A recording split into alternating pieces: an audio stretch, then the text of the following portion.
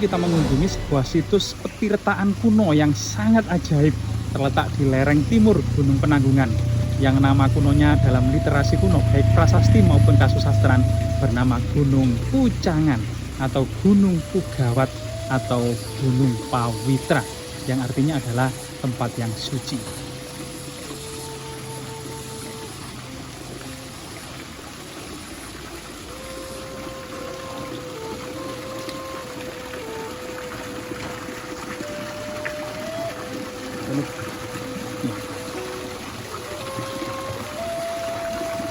Jejak petirtaan yang sangat megah ini ya, yang di tengah diduga memang ada arca Airlangga mengendarai burung Garuda yang merupakan simbol dari Dewa Wisnu dengan kedua istrinya, yaitu Laksmi yang sebelah kiri dan Dewi Sri yang sebelah kanan. Keunikannya adalah mata air mengalir dari kedua belah susuh dari Dewi Sri.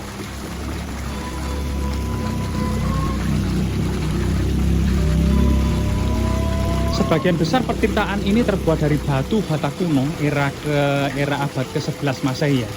Bagian bawah memang banyak sekali balok-balok batu andesit. Artinya memang petirtaan yang megah ini pada masanya disusun oleh dua bahan baku tersebut. Balok-balok batu candi dan batu bata kuno abad ke-11 Masehi.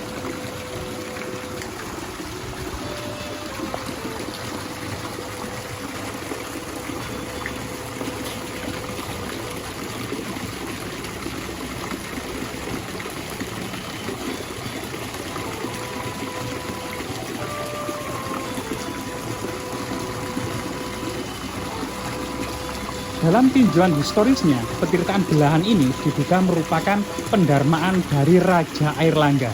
Karena Raja Airlangga dalam prasasti didarmakan di Tirta.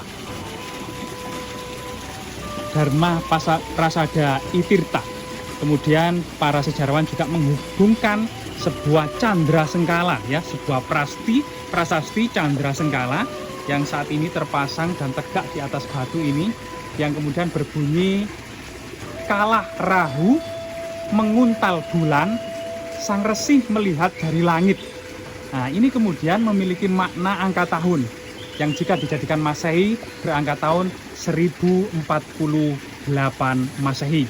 Diduga tahun inilah tahun mangkatnya atau muksanya Raja Airlangga setelah pensiun menjabat Raja Kadiri dan Kahuripan, yang pada masa usia pensiun kemudian beralih menjadi seorang pertapa yang bergelar Paduka Empungku Sang Pinaka Catraning Buana, atau juga disebut dengan Resi Gentayu, atau berasal dari kata Jatayu ya, yaitu burung Garuda.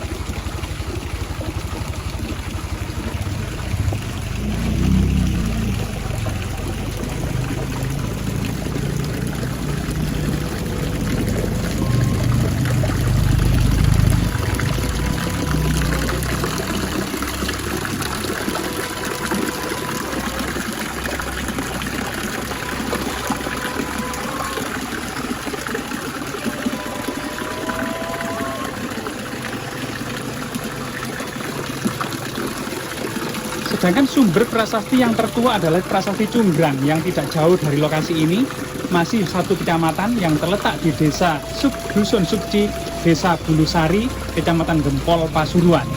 Juga memuat informasi tentang eksistensi sebuah asrama I Pawitra dan Sangyang Pancuran I Pawitra. Prasasti ini juga bisa jadi memuat informasi sebuah bangunan suci yang ada di lokasi ini.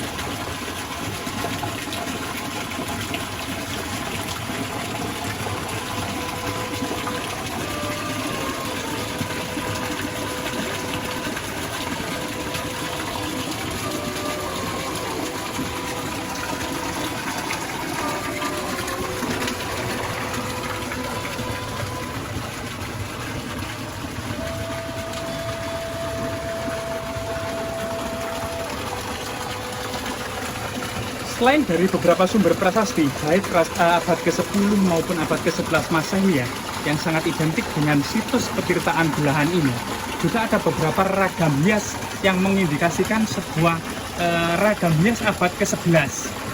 Misalnya seorang resi yang model rambutnya ini seperti ini. Termasuk kemudian hiasan-hiasan yang ada di dinding-dinding petirtaan ini berupa pinggir awan atau meander.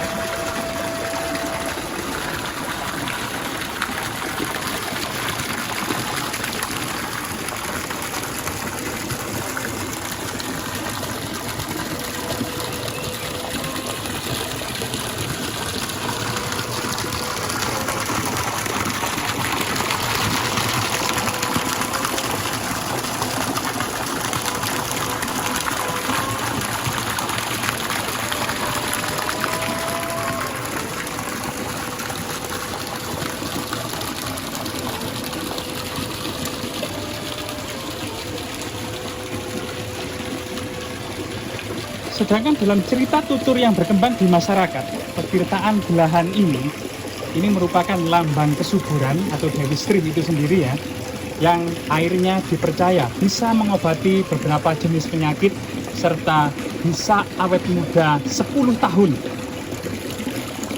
Terutama jika mandi dan ritual pada bulan purnama.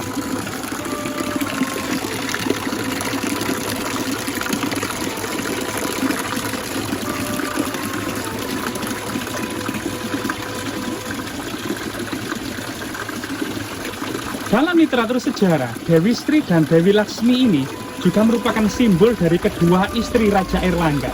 Sehingga setelah Raja Airlangga mangkat, maka terjadi perebutan kekuasaan di antara kedua putranya, yaitu Mapanji Garasakan dan Samarak Wijaya, Raja Kediri. Sehingga susah payahnya Raja Airlangga ketika menyatukan Jawa Timur. Setelah mangkat atau moksa, kerajaan dipecah menjadi dua, yaitu Kerajaan Jenggala atau Kahuripan dan Kerajaan Panjalu atau Kadiri. Yang nanti pada masa Jayabaya, kerajaan ini disatukan kembali dengan sebuah prasasti Ngantang yang berbunyi Panjalu Jayati.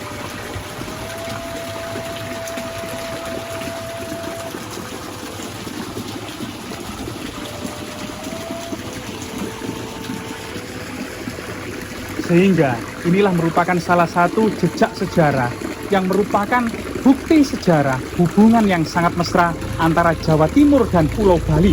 Karena Raja Airlangga ini merupakan putra mahkota kelahiran Pulau Bali, yaitu putra dari Raja Udayana, yang kemudian Airlangga masuk ke dalam Jawa Timur secara keseluruhan menjadi Raja Jawa Timur seutuhnya.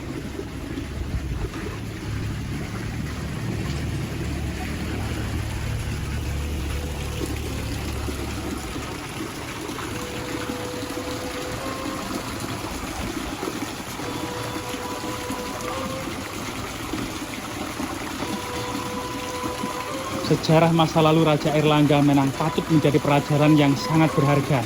Putra mahkota Pulau Bali ini ketika umur 16 tahun menikah dengan sang putri dari Dharma Wangsa Teguh, yaitu Dia Laksmi. Yang kemudian pada masa pesta pernikahannya, istana Watan dibakar oleh musuh dari Lamram, yaitu Raja Hurawiri. Kemudian Raja Airlangga mengungsi ke Gunung Pucangan selama 3 tahun. Banyak ketua desa yang menghadap, yang menyuruh Raja Airlangga kemudian menobatkan menjadi raja. Pada awalnya inilah Raja Airlangga kemudian membuat istana di Watan Mas, yang saat ini Watan Mas Gedongoro, yang tidak jauh dari sini. Yang kemudian susah payahnya menyatukan seluruh Jawa Timur. Bahkan istana Watan Mas telah dihancurkan oleh musuh dari Tulungagung yang bernama Dyah Tulodong dari kerajaan Lodaya. Akhirnya kemudian Airlangga mengungsi ke Patakan, kemudian membuat istana di Madander, Jombang. dan akhirnya membuat istana di Kahuripan. Setelah itu satu persatu wilayah Jawa Timur dipulihkan kembali sebagaimana yang kekuasaan mertuanya yaitu Dharma Wangsa Teguh, dan akhirnya pada akhirnya menetap di Istana Daha atau Kediri. Dan kemudian di usia pensiun inilah Raja Airlangga menetap di Petirtaan Belahan. Di bagian bawah ada jejak-jejak asrama Raja Airlangga yang kemudian menobatkan diri seorang pertapa yang bernama Paduka Empungku Sang Pinaka Catraning Buana atau Resi Gentayu.